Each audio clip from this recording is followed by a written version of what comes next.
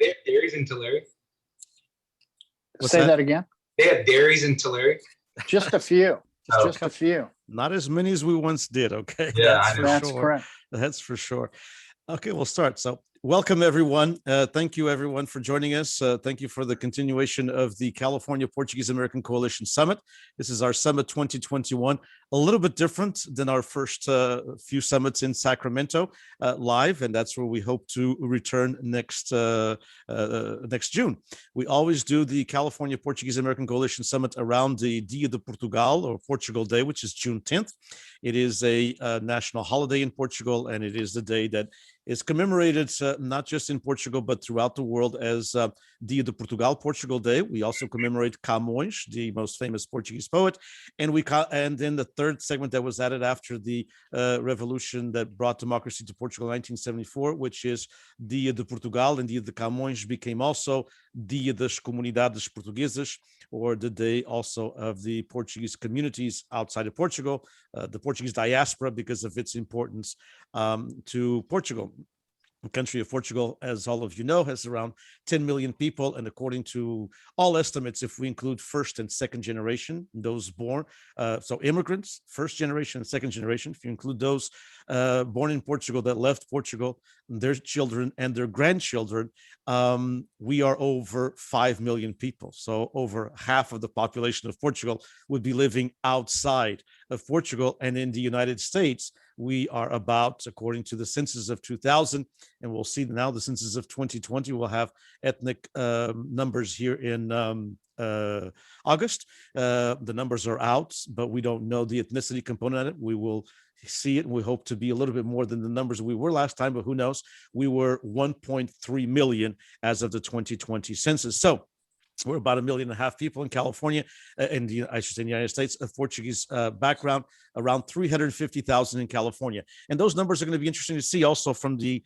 census aspect, because we've seen changes. I know that all of you have seen changes in your areas, or if you're not in a Portuguese city, but around that area, in the case of Fernando, with Artesia and that area there, with people moving. Even here in Tulare, California, our community is different. We have now Portuguese people that were living here whose sons or daughters went to school, didn't return back to Tulare. And they're Portuguese Americans living in other parts of the states or other parts of the country. The one case in point is Arizona, that at one time, if you look back in censuses, there were 3,000 people, 4,000 people, there were Portuguese identified as being a Portuguese background in Arizona. And according to the last estimates, it's almost 20,000 people that are Portuguese background in Arizona. Obviously, they didn't come from the Azores because there hasn't been any immigration to speak of in the last 40 years, but they did come from other Portuguese-American communities and other states, and moved into Arizona. So demographics are going to be changing, and it's going to be interesting to see. But we are excited about this panel, and I want to welcome each and every one of you, and those of you following us on social media outlets. And of course, if you have any questions, please use, those of you on the Zoom, please use the chat. If you are on social media, we'll try to answer those questions on social media, although it's not the easiest thing in the world for me to maneuver everything. I always like to tell the very short 30-second story of Mr. Alberto Lemos, who used to be the director of the Jornal Português before the Portuguese Tribune, even existed. It was an old newspaper that had been around forever. And Mr. Alberto Lemos was interviewed as he was by a Portuguese newspaper in Lisbon, Portugal. And they asked him, what does an editor of a Portuguese newspaper in California do? And he says, well, after I take out the trash and I sweep the floor and I answer the phones and I send out the bills and I, he listed a litany of things. He said, then I actually do, edit the newspaper. It's kind of like me at PPBI. After I put everything together and all the little buttons I have to touch, I'll try to be the host as well. So thank you all for your patience.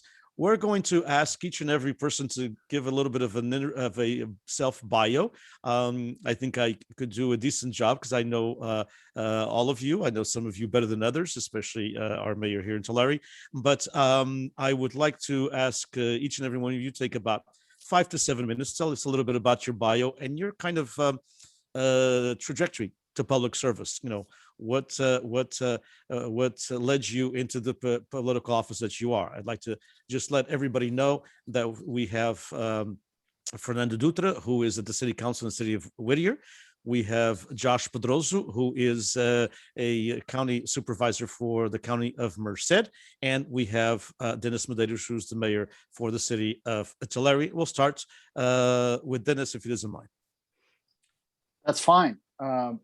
My journey is a long one because I'm not necessarily a young man like the others are, but I grew up on a dairy farm west of Tulare. I went to the local high school, then went to COS, the community college here, and eventually graduated from UCLA before I came back to the San Joaquin Valley and went to law school in Fresno and became an attorney. So my career has primarily been as an attorney. I've been involved in community aspects of the community my whole adult life. For what, Dennis, about 15, 20 years, I was president of the Tulare Angora Sister City Foundation and have made several trips to Angora itself, to the Terceta and the Azores. I've gone in 1977 privately, but then as part of the delegation in 1989, 1993, and the year 2000. So my ties with the Azores have been significant. Generally speaking, I've been involved in the community in Tulare County for an extensive period of time. I was Tulare County Bar President in 1991 to 92, in addition to being involved with the Sister City Foundation and numerous other clubs and events and being involved in issues in Tulare. I never viewed politics or being involved in the city council as something that I chose or I viewed as happening. It was more the circumstances occurred. We had a longtime city councilman, David Macedo, who had been mayor on several occasions. He decided that he was not going to run anymore. And in my opinion, that left a void in our city council and we had significant issues of discord that needed to be resolved. And in order to resolve that without self-promoting, I felt someone with a strong personality who could deal with the individuals that were there, deal with the lawsuits that the city was facing. It was imperative that we had someone who could take a stand, so as to speak. And as a result, I ran in 2018 and was elected and became vice mayor upon my election. And then this last December, the city council selects who is to be mayor of the 5 councilman persons. And the council selected me to be mayor of the city of Tulare. So that's been somewhat my journey. And I'll end it at that, but I'll be prepared to let you ask any questions to expand on that. I will. Denise. I will. I'll ask plenty of them, as you know. Okay. I like asking questions, and I know you have no problem answering them. We've had many conversations before, and I think it was very close to 20 years that you were president of the Sister City Foundation. I'm at this, and I am. I should say, for full disclosure, I'm currently vice president of the Sister City Foundation, and I got on the board because of Dennis. Mayor Mederos is the one that took me to lunch one time. It was a very nice lunch, by the way, and convinced me that I should be on the board. And it should be known, and everybody should understand that I paid for that lunch too to get you to get on that board. Yeah, he did. Yeah, he did. That's probably the reason why I said yes. Clarifying that there, Dennis. But there's no such thing as a free lunch, I guess. Yeah. Fernando, a little bit about your background and your ties to the Azores, of course, and your trajectory over into the city council. You've been there for a few years. Right. Thank you. And guys, I can't tell you how much I appreciate being part of this panel. And so, my story started out, I'm an immigrant from the little island called Fayal in the middle of the Atlantic Ocean, one of the 9 islands, the Azores. I moved here when I was 10. Before that, as Dennis knows, I lived in Africa for a couple of years. My father was an officer in the Portuguese army, and he was over there fighting in Guinea, one of the worst areas to be in, representing Portugal at the time in Africa. He got to have his family there, my mom and I, and my mom was there opening up schools, and she had an interesting part of her own life where she was go out into the villages, identify those individuals who she could train to be teachers, bring them in, and my dad and the troops would build the schools, and I was one of the kids in those schools. We moved to the United States in 1969, 70, and moved to Boston, Massachusetts, where it's where all the Portuguese go. Had to assimilate, right, in Boston, and those years there were no Portuguese-American programs. As you guys know, there were just, you either assimilate or you do not. And so my father had been, remember, this is a guy that was 41 years old when he moved to the United States, right? He and my mom already had successful careers in Portugal. They wanted to give their family a better life, what they believed to be a better life, and it was, in fact. And so they come here with nothing and ultimately end up being a success story. But we moved to California. My parents didn't like the cold weather, and so we moved to California in '74. I went to school out here. I became a carpenter. I went to Cal Poly Pomona and studied planning and urban development. My career took me to rising to being a vice president of operations for a couple of the nation's largest development companies, building projects all over the United States, and that spanned about 20 years. And then in 2004, we started our own company, and we're currently an affordable housing, mixed use, commercial and retail developer, and we build projects all over Southern California. But my political career started about 20 years ago. Somebody asked me to be on the design review board, and I did that in the local, on the local level, which I highly recommend for anybody wanting to get into politics. A great way to get started is in boards and commissions. It introduces you to your local city and the local vision for the city. And so I got involved with the Design Review Board. I served on the DRB for 6 years. That led to a position on the Planning Commission. And so I was on the Planning Commission, served as Planning Commissioner, Chairman of the Planning Commission for 4 years, different levels. And I did Planning Commission for 8 years total. Several specific plan adoptions, general plan updates. And because of my background, my daily background, I think it helped me be a good planning commissioner, a good DRB. And then somehow or another, that led to evolve to a position on the city council 10 years ago. And so I've been a city councilman 10 years and served as mayor.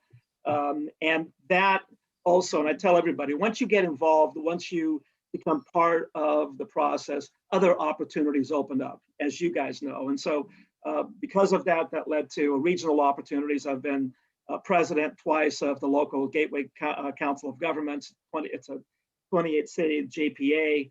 And I established a housing task force there that several members serve on. And that's doing quite well. And then I also served as chairman of the local water district. And then recently in March, as things evolved, as we've said, I was elected to the Metro Board, which is, and I don't know how many of you know what the LA Metro Board is, but it is the largest transportation agency in the universe, certainly in the United States. We're an $8 billion a year organization with 11,000 employees. And I am on the executive board. I also serve on the construction board and the finance board as well. And so my journey to being in politics kind of is a parallel function, if you will, with my career as well. And it happened, I think, as a result of just digging in and applying the things I learned in my private life to the public side. And somehow I think somebody saw value in that, and that's where we end up today. Wonderful. Yes, and a quite distinct career and public service. And we'll turn to the youngest of all of us, and Josh, who is from the county of Merced, supervisor, as he'll tell you about it. And Just a little bit of trivia that might be important for those of you following us. Merced is one of the few counties, I think there are 58 in California, if I'm not mistaken, 58 counties. And Merced is one of the few counties where you have 5 county supervisors and 3 are Portuguese backgrounds. So they have a majority. That it's only one of 2 counties. That only happens that we know of. The data that we have at CPAC, at the California Portuguese-American Coalition, with Josh's election, that made that county one of the few. The other one, there's only 2. The other county is Kings County, here next to Tulare County, where there's also 5 supervisors, and there are 3 recently with the election a couple of years of Keith Fagundes. There are 3 Portuguese Americans. So those 2 counties have the record, and Merced came up to that record thanks to the election of Josh. So, Josh, a little bit about yourself, your connection to the Portuguese community. I know your parents are involved, your father very involved, and a little bit about, of course, how you chose at such a young age to go into political life. Yes, thank you very much. Again, I really appreciate this opportunity. And, I didn't know that statistic, but I think that because of having the 3 of us on the board, we have this mentality of get stuff done. And we've been very successful in getting stuff done. It's that Portuguese mentality of just keep working type thing. But my grandparents immigrated from my great grandfather from St. George, and then my great grandmother's family from Flores, and they started a dairy farm here in Merced County. I grew up on a dairy farm, and really learning what it was about to do hard work and to really focus on the task at hand and working for yourself and making sure that you were successful in doing that. I went to local schools here in town and graduated. And when I graduated in 2001, I went to Cal Poly San Luis Obispo, studied ag business, and was able to, after that, get an internship working with Dennis Cardoza, another Portuguese former elected who served in the Assembly and Congress, who was a role model. But I have had the opportunity to work with a lot of people that have, really taught me what it's like to be an elected official, starting at a young age. We had a congressman come and talk to our class, and one of the things I grew up doing is knowing that I always wanted to help people, because my grandfather, Joe, always taught us that the 3 most important things in your life are faith, family, and service to others. And so I always knew that I wanted to do something to help people out. And so when this congressman came and spoke to our class, I asked him, what do you do for every day? And he goes, I get to help people every day. And I said, I want to do what you do. Because math and science are not my strong suit, so I couldn't be a doctor or a dentist. And so I said, well, if this is something else I can do, then I'll do that. So I got to intern over there in DC, and then upon moving back, I finished up my master's degree and my teaching credential, and I actually started teaching history. And I was a history teacher for 12 and a half years. But during that time, I was elected to the city council in 2009, served 2 terms, turned out. I served a term as mayor pro tem, but I also had the opportunity to serve on other committees through the League of California Cities and that type of stuff, which was it was an amazing experience. Just getting to know people, getting out there and finding out, even though we come from way different areas, Fernando, down south may not have some of the same struggles that we have up here, but you can still, communicate and say, well, have you guys dealt with this issue, or this is what we've dealt with. And even though that time has been, because of this pandemic, it's been tough, we still have that opportunity to talk. As you mentioned, my father was a supervisor for a long time, for 12 years, I believe. And he's been kind of an unpaid advisor to me. I tell him all the time, you're not going to get paid for any of this. I'm just going to, ask you the questions and we'll go from there. But getting elected was something, like I said, it's about public service and giving back to the community. That was something that was really important to my grandmother, and my grandfather, and it's something that's really important. I've never been to the Azores. It's something that I would like to do at some point in time in my life, to get over there. I just have to convince my wife that we're going to go. So, I'm really excited about my new position. As you said, with my colleagues on the board, we really have a focus on getting stuff done and making sure that we're providing back to the community that elected us. And at the end of the day, one of my colleagues, Scotty Silvera, always says, I have 58,000 bosses. And I think that puts it in perspective, is that, yeah, that's what we do. And we work for the people. We don't work for ourselves. And that's something that, I always tell people when they ask about wanting to run for office, what is it? Is it, I go, do you really want to do this to help people? Or do you really want to do this because you want to be a politician? Because if you want to be a politician, there's politicians in any walk of life. But if you really want to help people, getting involved in government is incredibly important. And you're able to make change and facilitate that change and help people navigate, the bureaucracy. So, but no, I love being involved. I love the fact that I was elected, and I love my position as a supervisor. I think it's a great opportunity to really do some good things for Merced County and to work with our neighbors, to find out, everything that's going on. Fantastic. Thank you. And good luck. You just began your career. I think you'll be more than 12 years, and then hopefully you'll jump into the assembly or something. We'll talk a little bit about future plans, but we're going to go back another round, and we'll start again with Dennis Mederos, mayor for the city of Tulare. There's something that kind of bonds us all together, which is having this common background of the Azores in Portugal, whether it was and myself as an immigrant, or coming at a young age. I came at the same age as Fernando did, at the age of 10, or if you was your grandparents or your great grandparents that came over. There's always this bond, and that's one of the things that we try to do at the Portuguese Beyond Borders Institute, is tell people when we do the oral history, and people tell me, well, I wasn't an immigrant, I didn't come from Portugal, so I don't have a Portuguese story. Yes, you do. The Portuguese-American story continues in California.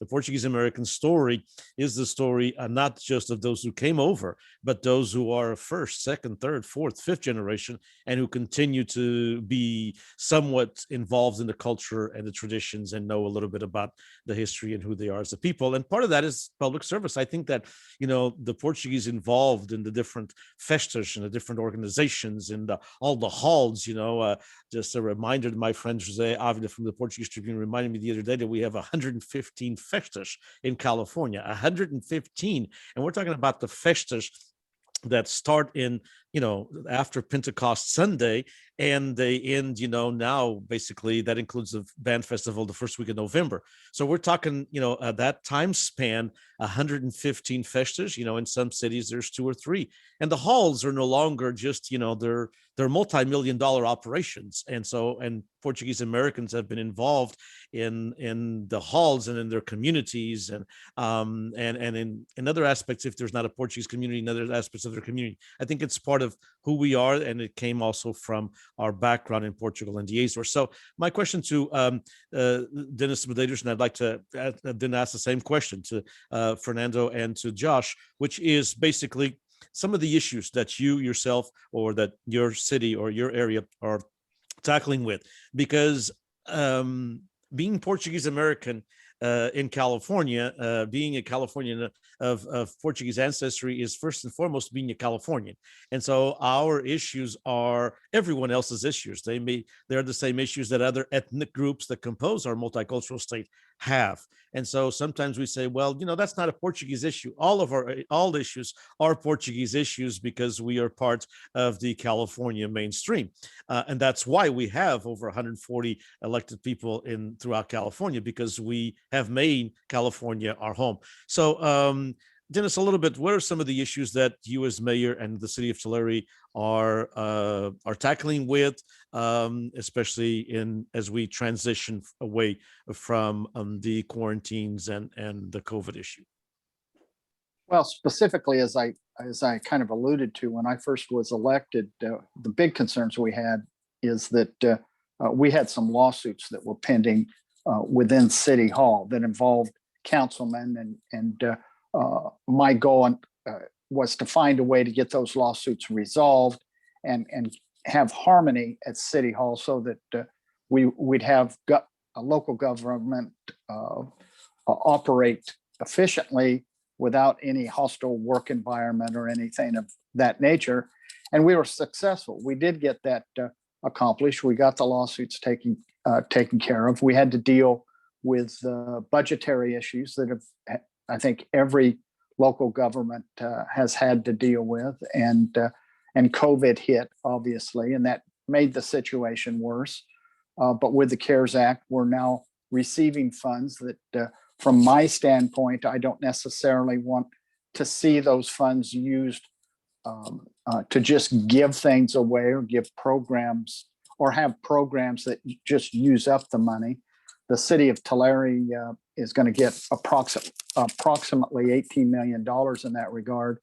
And I think back to the WPA program in 1936, where FDR had the foresight to use funds and create jobs to have facilities that are still available for people to use today. We have our community auditorium, we have our city hall, we have our civic affairs building. Those still stand today, 90 years later. And my goal with our city council is to have those funds used that we're receiving to improve our treatment facility, improve other facilities themselves that will help reduce the cost to the community at large, because we're able to take these funds and keep rates down that benefit everyone now and will benefit them for decades in the future.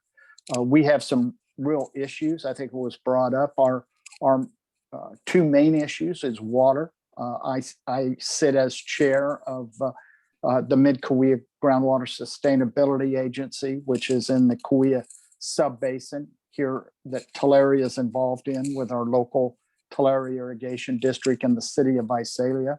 The city of Tulare, the city of Visalia, and TID, as we call it, have formed a GSA to try to deal with groundwater sustainability. And as chair, I've been actively involved in that. My term as chair is just coming to an end, but I will still sit on that in that agency. And that's one of those issues that many people on an everyday basis don't seem to recognize the impact of it.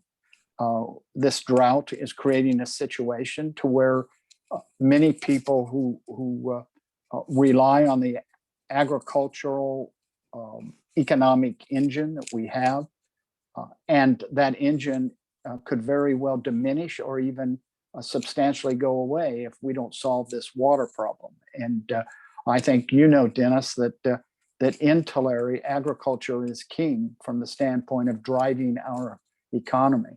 So that's a major aspect of what we have to deal with in relation to city government. And finally, the primary issue that when I got elected, I didn't appreciate the magnitude of how it would affect our community and affect everybody is dealing with those who are experiencing homelessness. That has been a game changer in the sense of every aspect of city governments, specifically how our community views itself. Because we have the railroad run right through the middle of the city of Tulare, that's an attraction for people who are experiencing homelessness to set up encampments. And with the recent Martin v. Boise case, we can't do anything about that unless the Union Pacific Railroad assists us. We can't do anything about Caltrans because a lot of the encampments are along Freeway 99 and in public places. as a result of that case, unless we can provide alternative emergency shelters, they have a right to, they being those experiencing homelessness, have a right to sleep on public property.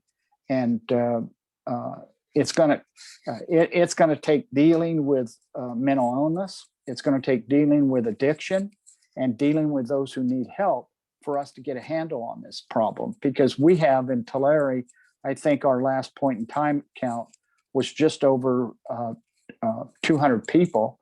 And that's dated. I would say right now we're between 250 and 300 people that are experiencing homelessness that sleep in our parks, sleep along the railroad. And we've got a community of between 65,000 and 70,000 people. And we have 250 people experiencing homelessness. And they're a major, major issue in the well-being and the community itself. You know, we have a trail for people to walk in Tulare, and we now have community members that are concerned about being able to walk that trail because of the homeless that are camping in there. And it's my whole life as an attorney and now as a councilman has been to deal with problems and to solve problems. And the frustrating aspect is this is one problem that I haven't been able to get a grasp on as to how to solve it. And that's primarily because it's going to take a lot of money and a lot of resources dealing with addiction and mental illness aspects before we can get there. So those are the major issues. And on the homeless situation, Dennis, we've got 25 minutes left. I could talk for the next 25 minutes on the homeless situation. So I bet you could. and we can go over a little bit, but if you guys can, obviously.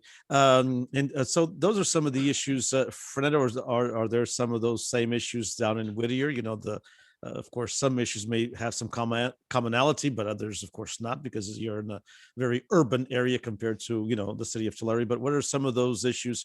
Are there any commonalities to what Mayor Mederos was saying down in there, Councilman Dutra, or and some different specifics that are different, of course? Thank you. There are absolutely commonalities. And Dennis, let me just say that I'm sure it's no secret that Southern California is dealing with severe homelessness issues, and Los Angeles specifically. But Los Angeles is just 20 minutes from me, and so we were dealing with the same issues that you were dealing with initially 2 years ago. And as a city council, we elected to. By the way, I challenge you to read up on Judge Carter. Judge Carter is a federal judge. And now I now realize that the power that a federal judge has. You know, it's an amazing power that they have. So Judge Carter had a counter lawsuit against the Boise case, and look that up, Dennis. You'll understand it. You're an attorney. We joined that lawsuit. What that did is if we elected to build Navigation Center, which is let's call it a place for the homeless to go, and we give them services as well. If we elected to build that and manage that resource within our city, the lawsuit would allow us to protect our city by enforcing our anti-encampment laws, anti-camping laws in our parks and through our public right-of-way. And so when you get a chance, Dennis, you should look that up and see how, and it's been successful for us. While we haven't resolved the homeless issue, we have been able to manage it, and I think manage it successfully, and we'll continue to do so. But the key is, as you can imagine, Dennis, is Los Angeles, well, we have 200, we had at one time, our point in time was about 286. Los Angeles City itself is 60,000. And so as Los Angeles City starts cleaning up their act, you know, with how they relate to the homeless, those homeless people go somewhere. And the theory is that they're going to be coming to our neighboring cities. And you can imagine the problems that's going to create.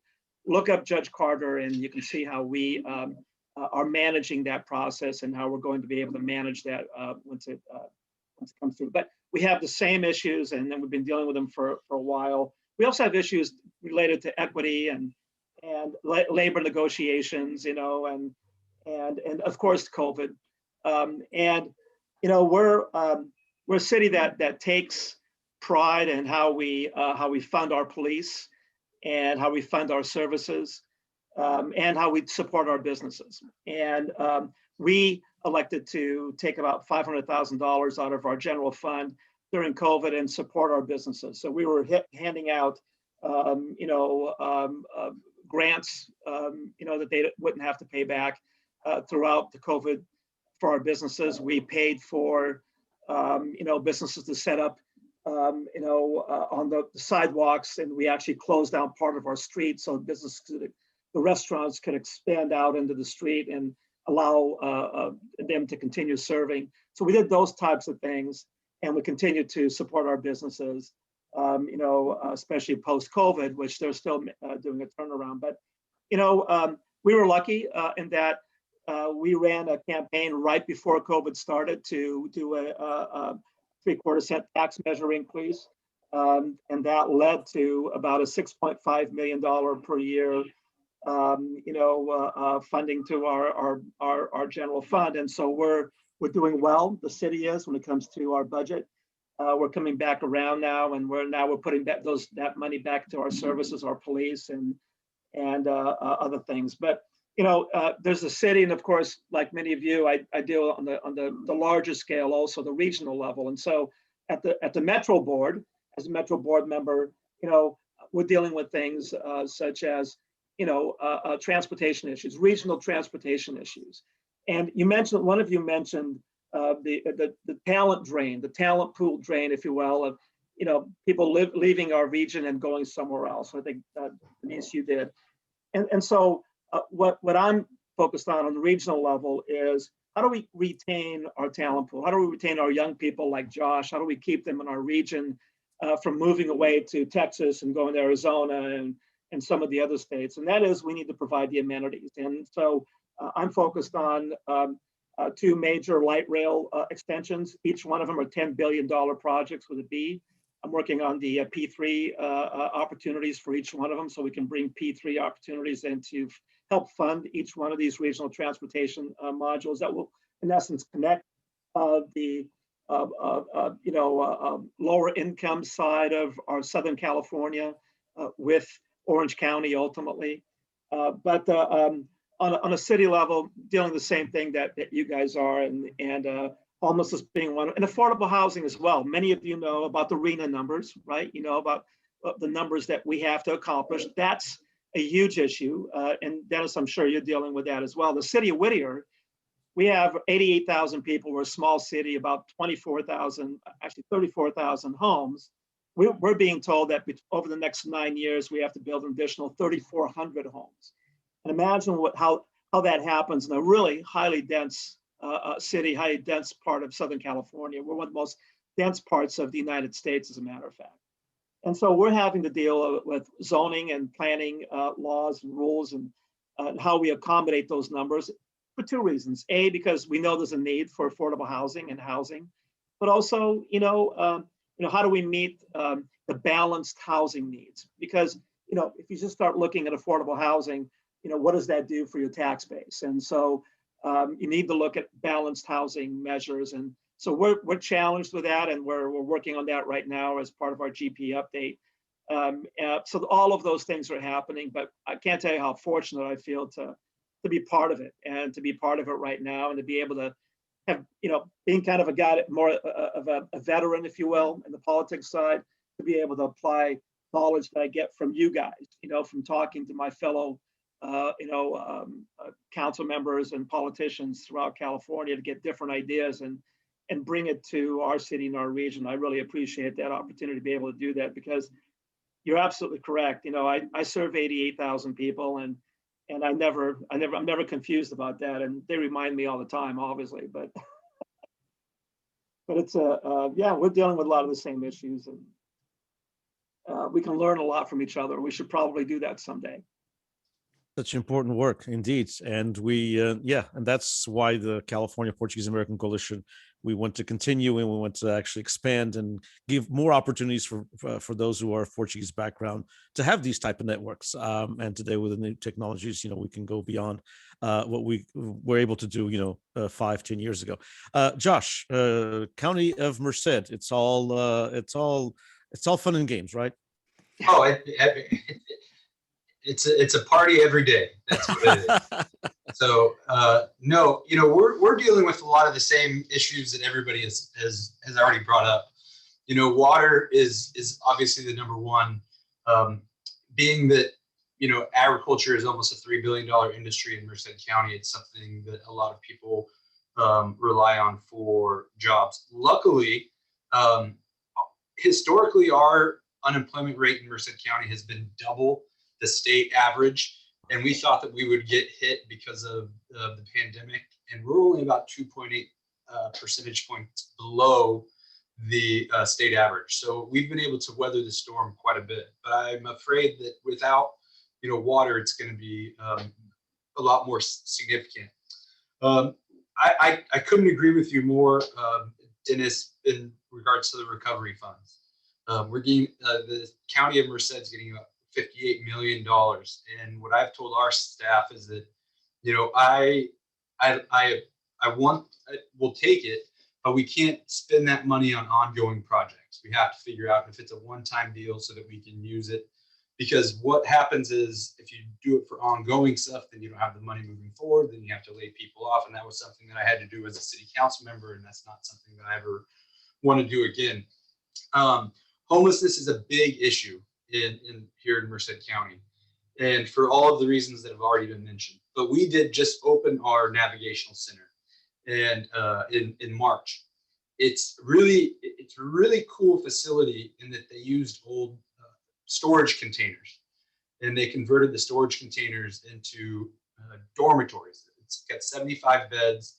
Because of the pandemic, they started with 66. Now we're up to 75. But with 455 unsheltered homeless and 380 sheltered homeless, it's still a big issue. And my wife is from the Bay Area. Her family comes down to visit, quite a bit. And I talk to, we have the university, and I talk to university students and parents, who come and visit. And I say, when you get off the freeway, this is your first view of Merced, what do you think of it? And it's almost like they want to turn around and go back. But you have to deal with the partners like Caltrans, like the rail companies and that type of stuff. Transportation infrastructure is something that we've worked on quite a bit. We are still on track, no pun intended, for the ACE train to come down to Merced, which I think will really help ease congestion on Highway 99 throughout this area. It'll connect from here and go all the way to the South Bay, which I think is something that's really important. It'll help some of our people who commute. I know I was talking to one of our custodians here at the county building. His wife commutes to Stanford every day, and she has to leave her house at 3 o'clock in the morning and then get to work and then turn around and come back that afternoon. Well, this will be an opportunity to ease that commute and ease that transition. And so I think that's something that we've really put a lot of focus on. And then the housing issue is really big here. At last count, I know in the city of Merced, there was only about 132 houses available. So we have less than a 1% vacancy rate. So there's just no houses on the market. People just can't get a house. And what that does, as you all well know, is it artificially increases the market and the price and stuff. So it's not quite to that boom, but it's making sure that we are providing some of those areas. But like what Fernando said with the affordable housing, that's the $1 million question, right? You have to provide for it, but where do you put it? Because you're always going to get somebody upset wherever you put it. And so that's something that we're looking into. And then here in Merced, one of the other things or Merced County, one of the other things we have is we have a couple different organizations that are very that really target certain industry. We have an organization that is now going after dairies, which is bad. Dairy is number one in Merced County agricultural production. And so when they start going after that, what concerns me is I lived in Orange County for a little bit after I graduated school. And I remember reading about how there used to be a lot of dairy farms in Orange County, and then they went away because of some of the issues that they were facing. Now the industry has changed the way they do business, but but these people are claiming it hasn't done enough. And what they don't understand is that this is kind of our lifeblood, and this is our livelihood here. We have to make sure that we are, we're being good stewards, but I don't think there's any better environmentalists than farmers, to be honest. And we have really worked on getting that stuff taken care of while also kind of going back and forth. But yeah, I think, it's really good to hear. I mean, I to be honest, I expected to hear Dennis say the exact same stuff that we're facing, being that, we're not too far away from each other. But to hear Fernando going through some of the same stuff is helpful, because at least we're all kind of dealing with the same issues and trying to figure out how to navigate these. So it's really good to hear. And we have another 11 minutes or so, but I'm going to try to be brief, and we can go over a little bit.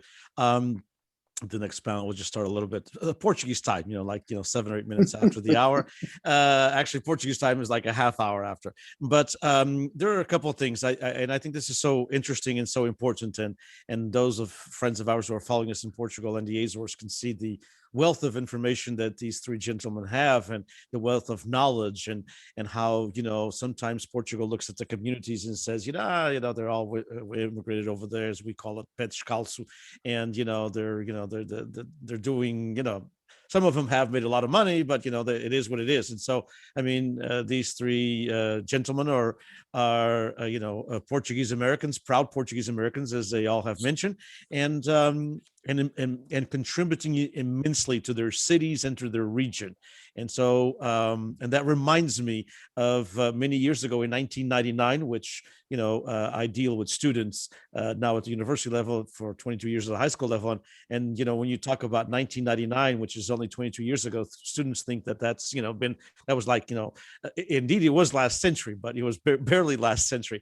And so, in 1999, Prime Minister at that time, today leader of the United Nations, Secretary General Antonio Guterres, came and there was one of the biggest events we've ever had for a Portuguese diplomat, or at that time a Portuguese politician, Prime Minister, was in Turlock.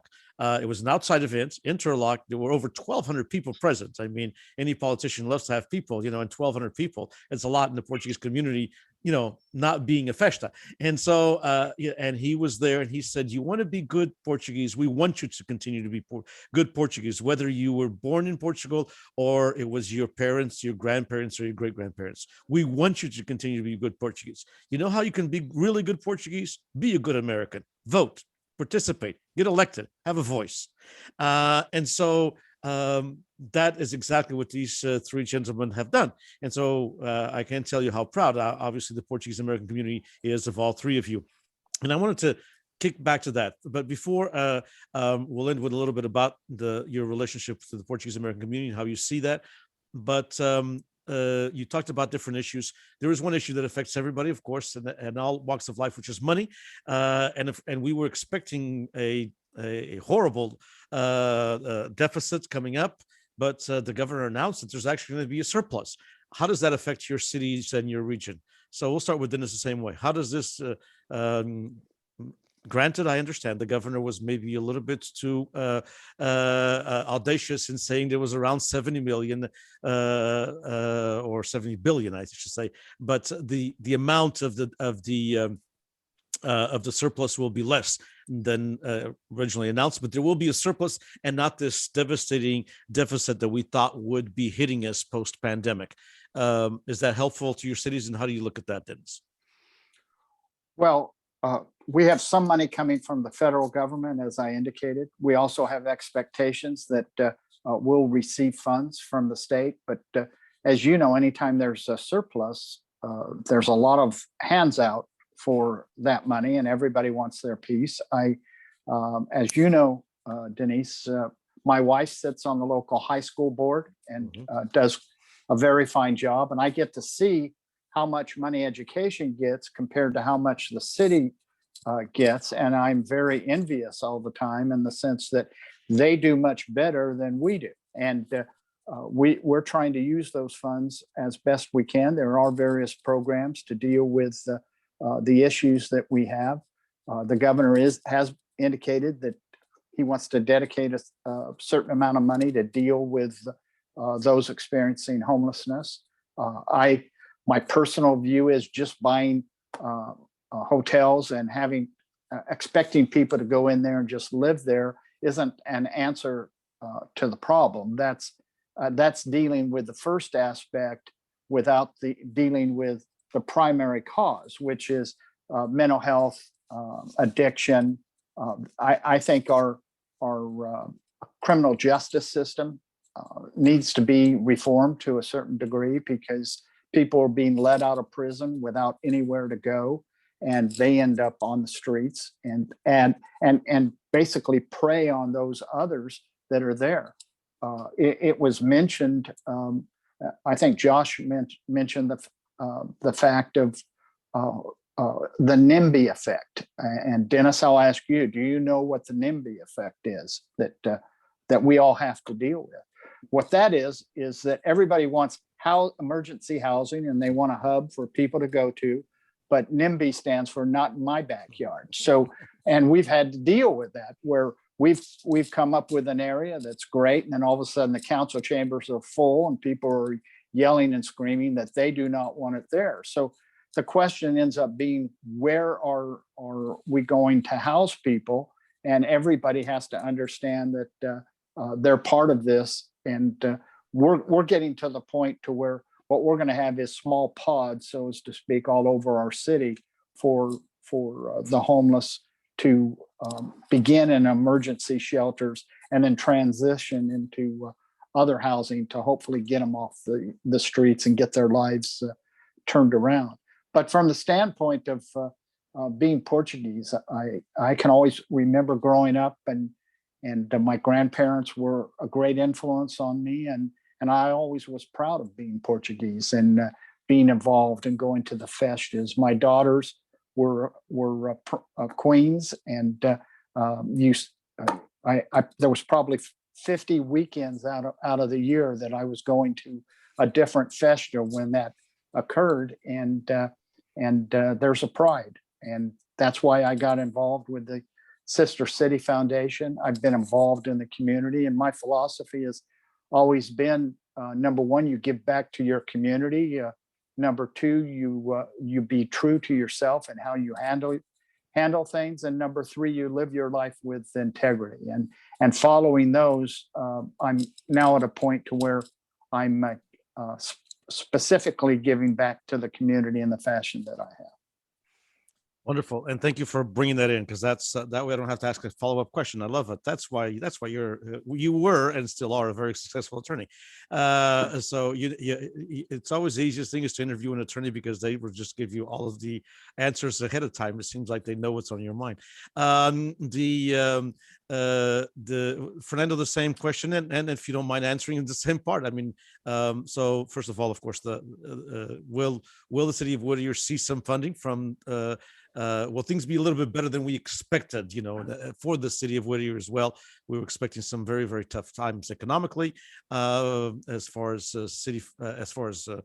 government funds were concerned. That seems not going to be the case. Hopefully, we'll see. And then, of course, public service and being Portuguese and your ties to Portugal, being that you're very close to Artesia, but you're not in Artesia. We always have associated your dad, Mr. Can you hear me? I think there was a problem there, but I think we can hear. Okay, my connection with Fernando's dad is that he was a very, very columnist for the newspaper, for the newspapers, I should say, and was at the same time that I was, and have utmost respect for his service to the community in the Artesia, in Southern California, Artesia Chino area as well. So a little bit about what your thoughts are, Fernando, on the so-called windfall, in the aspect that it's not going to be a deficit, but it's going to be a surplus. Will that help Whittier and your project as well, of course, with the transit, and then of course you're tied to the Portuguese. So, by the way, Denise, thanks for reminding me that. And by the way, I'm never confused that I have some pretty big shoes to fill on my dad's. I'm never confused about that. And he reminds me of that. I'm sure he by does. the way. He never lets me get away with it. So, but he's a great guy, and I talk to him every day, by the way. City of Whittier, because we've been a very conservatively, financially conservative city, we were okay. We were in that few cities that were, our general fund has been very, very well, and we were doing just fine. And then, like I said, before COVID hit, we elected to increase our sales tax, which, by the way, for a conservative city was not easy, but we like to be proactive. We knew that if we didn't do that, the county would probably step in and increase that tax base, and we wouldn't be able to take advantage of it locally here. So I fought, if anybody was to ask, I was probably the last guy you would ask to increase taxes ever. But I knew that it was the right thing to do, and ran the campaign, and we increased 3/4 cent tax. And so we were fine before the surplus came along, and we're going to be even better off. But having said that, that just means that we have to be even more careful about how about being good stewards of the financing. So we're going to be putting, we're going to put a lot of that money back into our services, our infrastructure. So being a builder, I've been the guy that's kind of pushed the city council and staff into establishing infrastructure replacement, programs. And so, we're a city that was built back in the late 1800s. And as you can imagine, we have, I talk about the stuff that's not sexy, right? Storm drain, sewer, and water. No one sees the sewer and water, but everybody wants the toilets to flush and their water to flush as they come through, right? And so I push for infrastructure enhancements. And so we're going to be using a lot of that money to replace some of our infrastructure so that the future of our city remains bright. And so to me, that's very, very important. Replacing our streets, curb and gutters, and so forth are important to me. And that money is going to be used for that. Parks, childcare is a big deal with our city. We want to make sure that we continue supporting childcare and our youth sports programs. Gosh, we have over 12,000 kids that participate in our youth sports program. And then to Dennis, to your issues related to mental health, we are going to be enhancing our police mental health department. And so what that means is that we have a mental health team that goes out with our police officers to address some of the issues. And God, I heard some numbers the other day that I think it's over 70% of the calls that police officers go out on have to do something with mental health issues, and whether it's drug and alcohol related or whatever it is. And so I think we need to assist our police officers with those services, with the mental health portion of this, so they could be more effective and, in fact,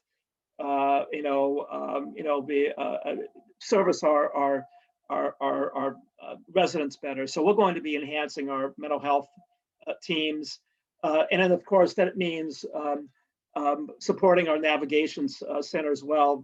Justice, like you said, I mean, when you think about what the navigation center does, that allows us to take care of our homeless, give them the services they need. And so if we get some extra money in, why not expand that? Why not make it so that it's, efficiently and effectively working? But so that's what we're going to do with the money, and we're very thankful for it.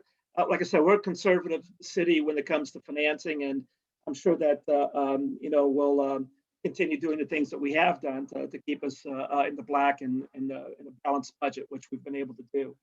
As far as being a Portuguese-American, look, we still attend the festas. I can't tell you how many supers I've served,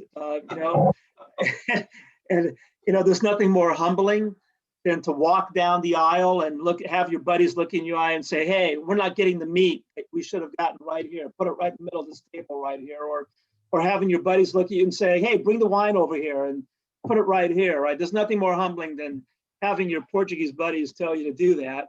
I highly recommend that to any of my Portuguese friends. Go serve the sopas and the wine and the beer, because you'll get a lot out of it. And I played soccer as a kid. My dad, of course, was the coach. And so we're very engaged. And it's funny, I have 3 adult children. And when I tell them that it's the sopas time, I don't have to convince them to come back and meet me at the Portuguese Hall for sopas, right? And now the problem I've got is now they bring their friends, right? Which just means that my contribution has to get a little bit larger. And, the reservation for the table, standing in line, and, even if it's 100 degrees, it just means I have to stand in line a little bit longer to reserve the longer table. But we're proud to be Portuguese, and I've extended that to my kids as well. And I think that's important for us. Is my 3 adult children love the fact that they're Portuguese, and they're proud of it. And now my son Eric, Denise, as you know, is now taking on he's taking on the responsibility of getting the history from my father and writing down the history of what it was like to be a guy that was in the Army for 21 years and being shipped off to Africa and dealing with a horrible, horrible situation that was there. Eric is now taking that on, and Denise is helping him, and we're hoping that he continues with that tradition, and that he's able to share that with other Portuguese. And I've said, hey, do you have an opportunity now? Go find, Grandpa's one guy, he's 88 years old, but Portuguese seem to go around for a long time. So there's other guys around that you should go interview as well, and do something with that and share it with the rest of the community. But yeah, that's it. Well, that's wonderful. And he's doing a great job. And that's so important to register our oral history. That's part of what we're doing at Fresno State here for the Valley, that we want to expand to the different parts. Josh, so a little bit. So good news that we're getting, so that there's not a deficit from the state level, and how will it affect your county? And what's it like being a Portuguese-American to you? Well, a lot of first of all, I want to say my wife is always on me for being late. And so I'm going to use the Portuguese time argument, because it really, she's German, and if it's not boom, boom, boom, she gets really anxious and nervous. So I'm going to use that argument with her. I don't know how far it's going to take me, but that's okay. What we're going to do, I don't know the exact number that we're going to be getting, but just like what Fernando said, a lot of it's going to go into infrastructure. We have an aging infrastructure and deferred maintenance. When I first got on in January, I said I wanted to meet with the different department heads, and what is it that you need? Do you need people? Do you need facilities? And facilities are something that is really important to me, because they bring employees in, and then you're able to retain employees when they're here. I mean, we have some fire trucks that we still have it on the road that are from 1993. So that puts, our public safety officials in danger. And so it's using those funds to beef up those areas. The thing, and I know Fernando just brought up the Portuguese soccer, or playing soccer. Portuguese soccer is actually on right now, so we're going to have to finish this up pretty quickly. Are you watching? Not yet. But being Portuguese is something that's really important to me. And I said this earlier. My grandfather was somebody that really taught us, again, faith, family, and service. And that really came from his upbringing upbringing, and to be very humble. He didn't learn how to speak English until he was in the 5th grade, and he wasn't able to go to high school because he had to. He says that he had to stay on the farm, but it was because his mom wouldn't let him play football. So, but he did have to work, and he really put himself. But to this day, God rest his soul, he's one of the smartest men that I've ever met in my life. But it's about going to those different events. And so, the festas, like you said, those are something that it's one of those family events that you cherish and that you go to, and you sit and you see a lot of your friends, you see people that you've grown up with. We used to have matanzas that we would go to, which were, awesome times. I grew up going to those first weekend of February. That's where we were at every year. And those were a lot of fun. I will say, though, that I tried, I made the mistake and tried to make my own soapfish one time.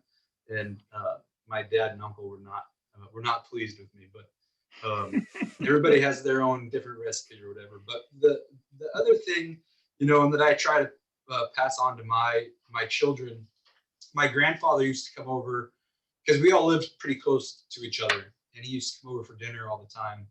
And before he left, and I could be saying it wrong, but he used to always say, and he would tell us, good night, see you tomorrow, God's will. And so every night when I put my young children to bed, I tell them that, so that they have to repeat it and stuff. And so I think it's really, it's a really cool thing. And it just reminds you of, when my great grandfather came over, not knowing anything, coming to Merced County, starting a dairy, my grandfather and my great uncles carrying it on, my dad carrying it on, is something really cool and really important to me. And I think it's really cool to keep that heritage going. And I think this oral history project is something that is, as an old history teacher, I think is really important to, and as somebody that loves culture. I mean, we have such a cultural diverse county in Merced that if we're not following up or following through on passing that culture on, then we lose it, and I don't want to see that happen. So this has been a really good process, and I'm really glad to have heard from you guys and what you guys are doing. Thank you, Josh. And I think that's a good way to end it. Thanks to all three of you. Thanks for your service, and thanks for being such wonderful and outstanding representatives of the Portuguese-American experience in California. Thanks for stepping up in public service, because as all of you mentioned, your pride in the Portuguese-American experience. The world is changing. It's not the same world that it was when I came to America almost 52 years ago. It certainly is not the same world that it was when Josh's great-grandfather came, or when Dennis's grandparents came as well. And so today's world is a little bit different. I think technology can be helpful in this, keeping some of our traditions and passing them on, and part of it is being in public service, where you have, the so-called, you have to have a seat at the table.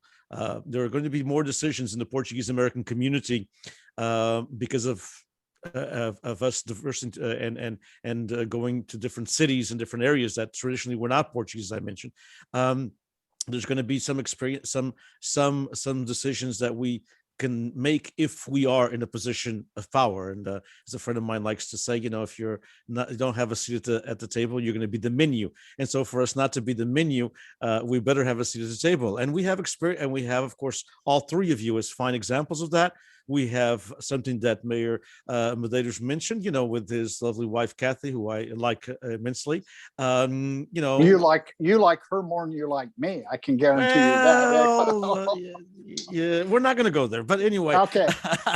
No, I respect both of you immensely. I should say that. And but it is important. Although Kathy's not Portuguese, we're married to a Portuguese and understands the community, but we have Portuguese at the school board. It is important to have these positions. We wouldn't have the most successful Portuguese language program in California, Tulare Joint Union High School District, where it was my home for over 2 decades. If it wasn't for a school board that understands the importance of teaching Portuguese, and in Josh's area as well, Merced County has the city of Hillmar is in Merced County, if I'm not mistaken, right, Josh? And Hillmar's Unified has the only immersion Portuguese program in California, the only one in California where kids at the age of 5 start learning to speak Portuguese, and they learn Portuguese along with English on all their subjects all the way to the 8th grade. So they're completely bilingual.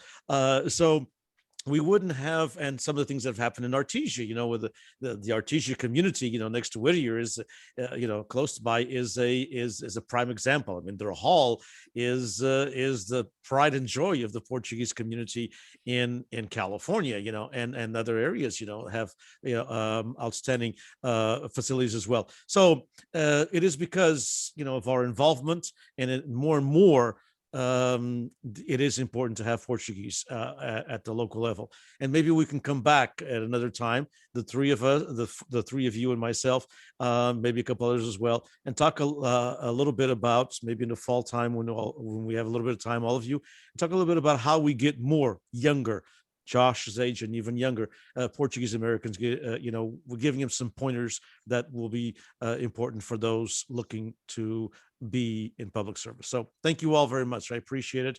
On behalf of the California Portuguese-American Coalition, on behalf of Fresno State, thank you all. Best of luck on everything. And if we can be of help, let us know. Thank you very much. Obrigado. Obrigado. Thank you so Obrigado. much. Thank you. It's been a pleasure. Thank you so much. And as we're gonna continue here, the other folks are leaving. We thank him again. I'll thank all of them very, very much for being part of this project at the California Portuguese-American Coalition and Fresno State PPBI.